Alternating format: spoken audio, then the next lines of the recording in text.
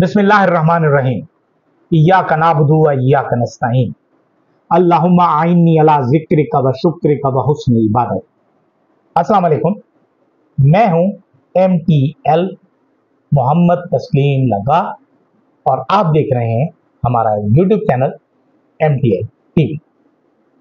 अमरीकी इंतखाबात अब चंद घंटे दूर। व्हाइट हाउस का नया मकीन कौन? PTI का एहतजाज 9 नवंबर को ऐलान और नवाज शरीफ झूठ बोल रहे हैं, ये ऐलान किया है मरियम औरंगजेब ने और अज़मा बुखारी। लेकिन उससे पहले हम बात करते हैं PTI का जो है वो एहतजाजी तहरीक के हवाले से कि जी PTI जो है 9 नवंबर को उन्होंने एक बहुत बड़ा जलसा जिसे जिरगे का नाम दिया है वो उन्होंने मुनक्किद करने का ऐलान किया है स्वाबी जो पंजाब और KPK की सरहद पर वाक़े एक जिला है।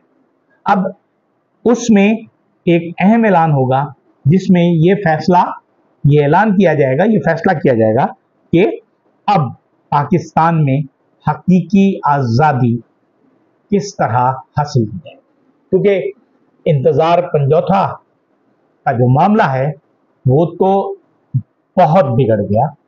उससे जो तानो तशनी हुई हुकूमत पर, हुकूमती इदारों पर, बिलखुसूस पुलिस पर, और जो हमारे अटॉर्नी जनरल साहब थे जिनके पास गैब का इल्म आ गया है, जो सितारों की चाल भी समझने लगे हैं, जो हाई कोर्ट में खड़े होकर कहते हैं कि वो बंदा जो 8 अक्टूबर से गायब है वो कल अगले 24 घंटे में वापस आ जाएगा। हालांकि उससे पहले उनकी जो इत्तलात थी, जो उनके बयानात थे, उनके मुताबिक इंतजार पंजौथा की गाड़ी फलां जगह चली गई, फलां जगह चली गई, वापस आ गई, आगे चली गई, फलां सेक्टर में आ गई, यहां से गई, यहां से वापस आई। मतलब कि उन्हें कोई पता नहीं था। साथ ये भी कह रहे थे कि किसी एजेंसी के हाथ में नहीं। लेकिन भारत 2 करोड़ रुपए उन्होंने मांगे। अब ये बहुत सीरियस इल्जाम है, क्योंकि अब इस पर हमारे जो समझदार लोग हैं, समझने वाले लोग हैं, उनको ये सोचना है कि ये 2 करोड़ तावान का इल्जाम किस पर लगा है, उठाने वाले कौन थे। क्योंकि अगर कोई आम चोर उचक्का अगवा बराए तावान वाला होता तो वो इंतजार साहब के घर, उनके भाई, उनके फैमिली मेंबर्स, उनकी मिसेज को फोन करता, जो तरीका कार है, राइज तरीका कार। ऐसी कोई बात नहीं हुई और ये बात सिर्फ इंतजार साहब को पता थी कि वो 2 करोड़ रुपए तावान मांग रहे हैं। मतलब कि जिन लोगों ने उठाया है, ये बहुत सीरियस इल्जाम पुलिस ने लगाया है उन लोगों पर, या जिनकी तरफ शक किया जा रहा है कि उन्होंने इंतजार साहब को, इंतजार पंजौथा को अगवा किया। तो अब ऐसी सूरत हाल में आज जब इमरान खान से मुलाकात हुई अलीमा खानम की और वकील जो हैं सलमान सफदर राजा साहब, उसके बाद गुफ्तगू हुई अलीमा खानम साहबा ने भी की, और ये गुफ्तगू जो है वो हुई अपना सलमान अकरम राजा साहब ने भी थोड़ी सी गुफ्तगू की। तो आइए सुनते हैं कि उन्होंने कहा क्या।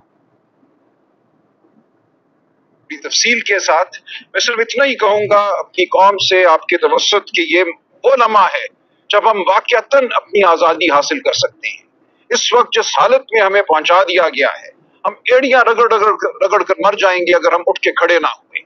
जो इंतजार पंजौता के साथ हुआ है, जो उससे पहले जिल्ले शाह के साथ हुआ था, हमारी जान जो है बिल्कुल हकीर हो चुकी है, हमारी इज्जत हकीर हो चुकी है। न चादर का कोई तकद्दुस है, न चार दीवारी का कोई तकद्दुस है। तो इमरान खान साहब ने आज पूरी कौम से ये इल्तिजा की है, हुक्म दिया है कि अब नहीं तो फिर कब। तो हम 9 तारीख को सवाबी में एक जलसा कर रहे हैं, वहां अगले लाए अमल का ऐलान होगा, एक मुल्क गिर तहरीक का ऐलान होगा। और मैं पाकिस्तान के हर शख्स से, आम शहरियों से ये कहता हूं, ये कोई सियासी खेल नहीं है, ये हमारी बका की बात है। आप सबको उठना होगा, पुरअमन तरीके से, पुरवकार तरीके से हम सबको बाहर आना होगा। हम सबको अपनी आजादी के लिए, इमरान खान की जिंदगी के लिए बाहर आना होगा। तो मेरी यही इल्तिजा है, यही मैं इजाफा करना चाहता हूँ कि 9 तारीख एक नई इब्तिदा होगी। सवाबी में हम ऐलान करेंगे, उसके बाद हम इंशाअल्लाह वो तहरीक चलाएंगे जो इमरान खान की आज़ादी पर ख़त्म होगी, जो हम सब की आज़ादी पर ख़त्म होगी। बहुत शुक्रिया। तो ये है सूरत हाल कि जी जो पाकिस्तान तहरीक इंसाफ है उसने ये किया। फिर परसों नवाज शरीफ ने, मियां नवाज शरीफ ने, जो हमारे कायद हैं, चेयरमैन हैं पाकिस्तान मुस्लिम लीग नून के, उन्होंने, कल हमने गुफ्तगू भी की थी कि उन्होंने न्यूयॉर्क में ये खिताब किया गुफ्तगू की साथियों से कि मरियम ने मशवरा दिया है कि जी हम PIA खरीदना लें। आज मजेदार बात यह है कि मरियम नवाज की स्पोक्स पर्सन, सीनियर वजीर, और उनकी वजीर इत्तलात अज़मा बुखारी और मरियम औरंगजेब दोनों ने ये कहा कि ऐसी कोई बात नहीं है, वजीर आला साहिबा ने ऐसा कुछ नहीं कहा। अब अगर ऐसा कुछ नहीं कहा तो मतलब कि मियां नवाज शरीफ झूठ बोल रहे हैं और मरियम औरंगजेब और अज़मा बुखारी सच बोल रहे हैं। बहरहाल ये तो अब वक्त आएगा और पता चलेगा कि कौन झूठ बोल रहा है और कौन सच, इसे हम बाद में देखेंगे। लेकिन अगर ये देखें कि अगले 4 साल दुनिया के मुकद्दर का फैसला होने जा रहा है कल, मतलब इस वक्त हम पीर में बात कर रहे हैं, रिकॉर्डिंग हमें पीर में हो रही है, हो सकता है कि जिस वक्त आप ये प्रोग्राम सुन रहे हो उस वक्त आज हो चुकी हो मंगल।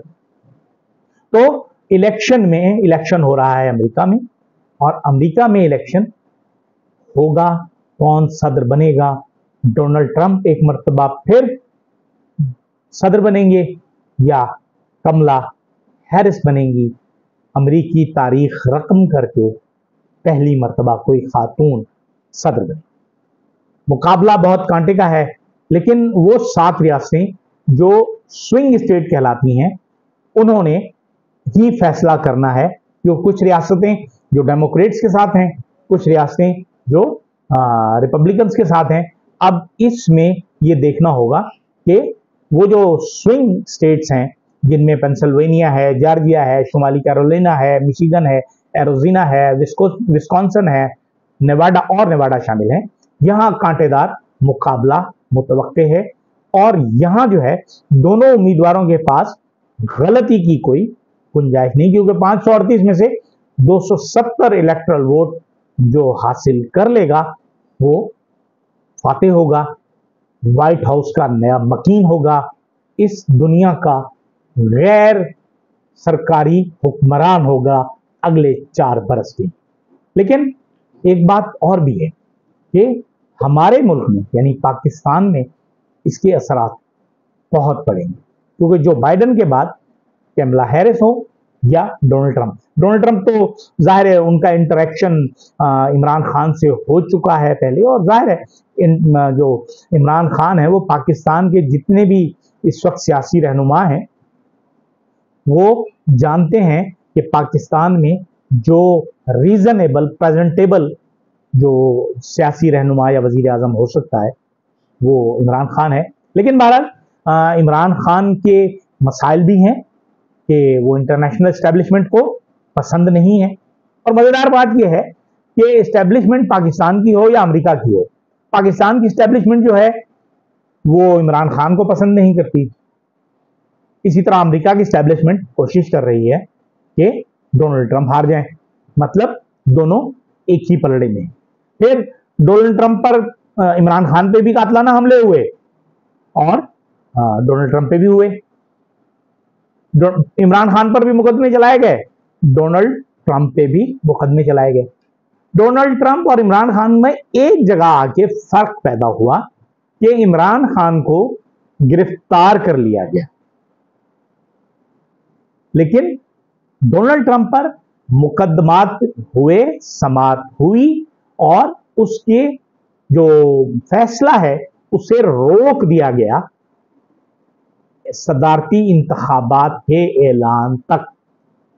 ये वो फर्क है जो पाकिस्तान जैसे छोटे मुल्क और अमेरिका जैसे बड़े मुल्क के दरमियान वाज़े नजर आता है। यानी वहां चूंकि इलेक्शन लड़ने की हर शख्स को आजादी है, हत्ता के सजा याफ्ता को भी। हमारे यहाँ तो किसी पर इल्जाम भी आ जाए, और झूठा इल्जाम ही क्यों ना आ जाए, निकाह करने पे भी सजा दे दी जाती है। और तोशा खाना तो अंडे बच्चे दे रहा है हमारा, और एक तरफ एक खत्म होता है, 1 होता है तो 2 चला जाता है, 2 होता पता नहीं उसकी कितनी, वो तो स्टार टीवी की का कोई वो हो गया है, सोप हो गया है कि वो चलता चला जाएगा, चलता चला जाएगा। और जिन लोगों ने खिलाफे कानून गाड़ियां तक ले ली, वो लोग बचे हुए हैं, वो दूर तक कहीं नहीं है। लेकिन बहरहाल लोग हैं जो कर रहे हैं ये काम कि किसी तरह से पाकिस्तान और अमेरिका के हालात एक जैसे हो जाए। शहबाज शरीफ साहब पाकिस्तान को तरक्की दिलाकर, तरक्की के मनाजिल तय कराकर अमेरिका के मुकाबले में लाना चाह रहे हैं, और उसमें कामयाब भी हो जाएंगे। लेकिन शर्त सिर्फ एक है कि वो अगर माल बटोरना बंद कर दें, क्योंकि अमेरिका में तो ऐसी कोई आदत नहीं है लोगों की कि लोग जो हैं वो माल लें और काम चलाएं। बहरहाल ये एक कहानी है। अब कल पता चलेगा, 2 दिन में पता चल जाएगा कि व्हाइट हाउस का नया मकीन कौन होता है, उसके पाकिस्तान पर क्या असरात होते हैं, ये देखना और इसका नताइज का इंतजार करना और असरात के लिए इंतजार करना, ये हम सब पर लाजिम है। लेकिन एक बात तय है कि ये वक्त भी गुजर जाएगा, यानी वक्त अच्छा हो या बुरा, गुजर ही जाया करता है। इजाजत दीजिए, अल्लाह हाफिज।